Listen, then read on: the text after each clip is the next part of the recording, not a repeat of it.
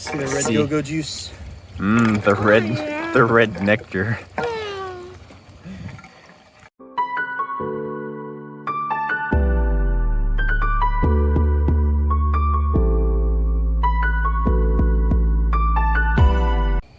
Okay, this right here is my Cummins has been sitting for 9 years starter pack. 2 used batteries, red go-go juice, and of course you have to have a truck to start with. It's got parts robbed off of it, clutch fans laying there, radiator hose off, probably mouse infested air filter, 2 tires off the rims. But what we're working with, it's a 96 3500 12 valve Cummins automatic, 296,000 miles. Windows have been cracked for 9 years. Carpet's existing. Typical blown out fender.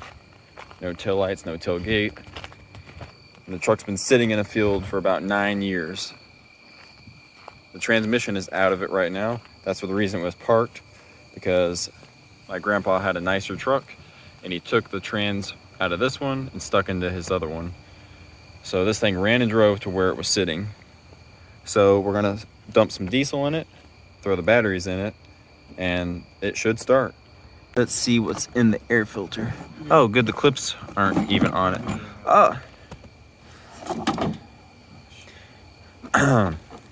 Well, that wasn't even really on there. There is no air filter, and there is mouse turds and stuff and things in there. Let's see, it's still got the silencer ring in it.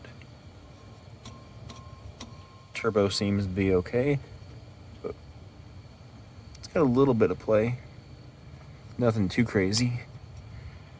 Looks like a stock turbo. The truck's never been really messed with. Pump has never been touched.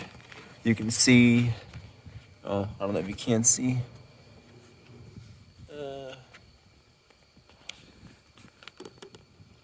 Barely see it. Right there, you can see the tamper-proof screw has not been touched. So the pump has never been touched on this truck. It's bone stock. So the gas cap has been off. Or I'm sorry, the diesel cap has been off this entire time. If you could muster that in there. Oh, We got 5 gallons here. We don't know how much is in the truck. We haven't put batteries on it yet. But, you know, it's probably got some stuff in there. But hey, that's what filters are for, right? Sure. See the red go-go juice? Mmm, the red nectar. Well, we're filling it up, and there appears to be a TV back here.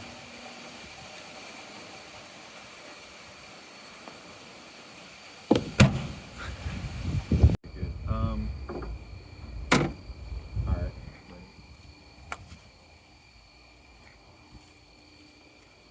Got some good used batteries here.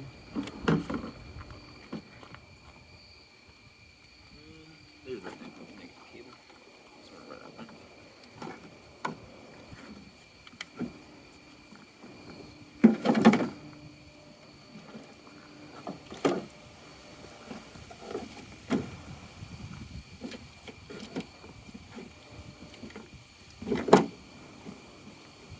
What is stopping it? There it goes. Oh, you did it! Let's check this alternator wire real quick.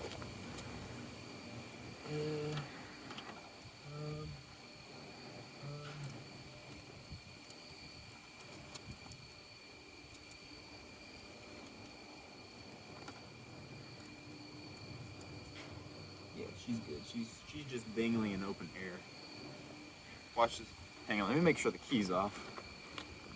We gotta make sure it's in park. Put the no train.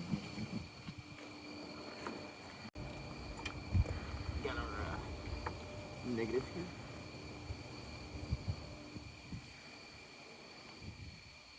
Let's check the oil real quick. I mean, we don't need oil, but you know, just to show people. Safe zone, it's black. It's dark like my sense of humor.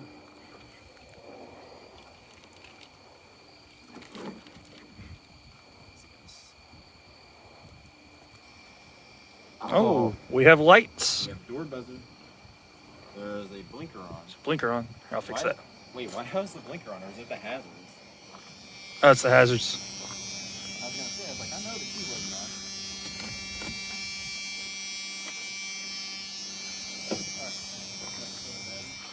Look at that seat. Seat's almost mint.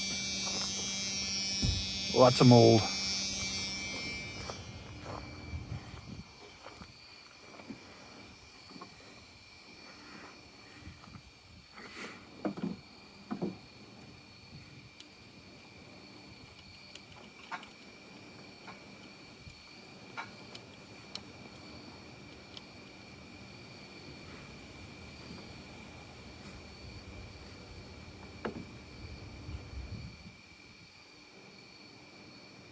Alright, that's all you gotta do to crank up a Cummins. Okay, so the clutch fan, like I showed, is dangling there. So, I mean, the belt's cut, so that may or may not spin, but if you hear bad noises, that's what it is. Alright, moment of truth. First crank in how many years? 9. 9 years.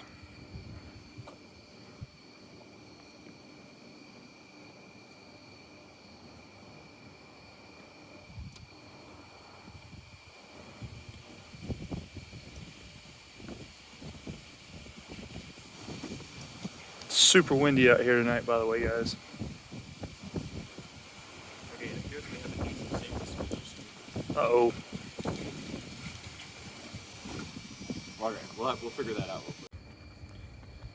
Okay, so what we did is we popped the cap off of this relay, and now we can just crank it up. It should work. Let's see which way this goes. Goes like that, I believe.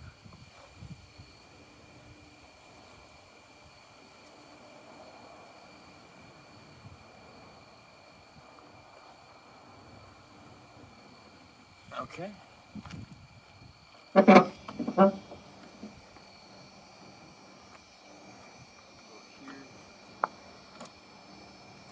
the key on. Now we should just be able to let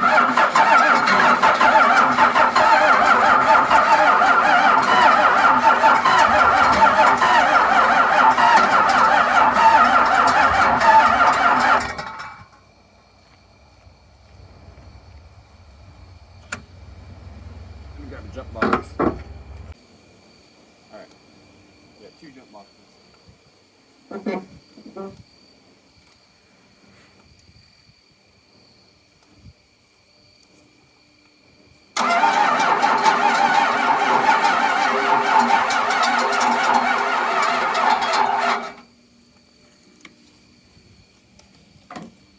think we got a bad connection somewhere. Oh, I didn't have it on, but Make sure you turn your jump box on. It might work a little better. okay, so I checked the fuel shut-off relay for power, ground, which you have the pull and hold and ground, and those are all working fine. So I cleaned the cables up a little better, charged the boxes a little more, and I saw this wire just laying down there. I don't know what it goes to, so I stripped it down and squished it in here and made sure that it's getting power now. So I don't know what that is. We'll find out. We'll see if it starts now. And I also checked at the fuel filter housing. I primed it and then I drained it, and it's getting fresh fuel up there, which is good. So I know it's getting fuel now. So whether or not the fuel shut off is actually giving it fuel, we'll see. Okay, I've got it figured out now. I've never had a no start with a 12 valve. I loosened all the lines. I did get a little bit of air out of some of them. Because I mean, I think it was drained of fuel, but the fuel shut off solenoid was not working. It was not coming up. So I turned the key on, felt for it, it still wasn't coming up. So I left the key on and manually put it up, and it sucked it up. So now the truck will start. Pretty much guarantee it. Okay, we got the Yukon with the jumper cables, jump box fully charged. I charged the batteries last night.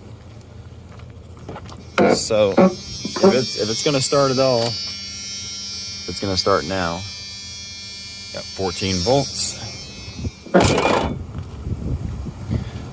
Reach down here, push the fuel shutoff valve up. It should start.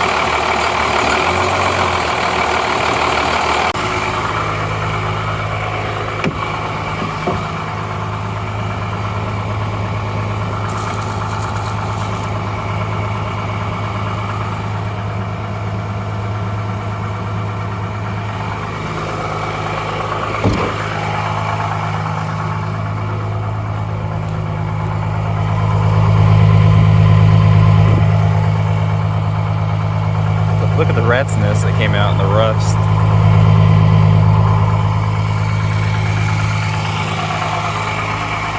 Hey, give it a little.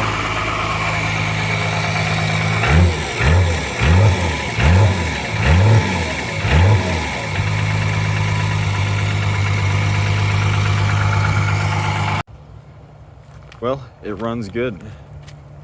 The injection pump seems to be a little sticky. Lubed up with WD-40. Seems like it might be sticking inside a little bit too, but it's gotten better. I believe, well, the tank did appear to be empty, so I think they siphoned all the fuel out of it when they let it sit. Probably put it in some other equipment, but obviously there would be some fuel still in the injectors and still in the injection pump. So it just needs to be ran, some fresh fuel put in it, and just some tinkering here and there. That's where we'll leave it off for this part. And the next part, we'll work on cleaning the engine bay and putting things together, washing the outside, you know, all that kind of stuff.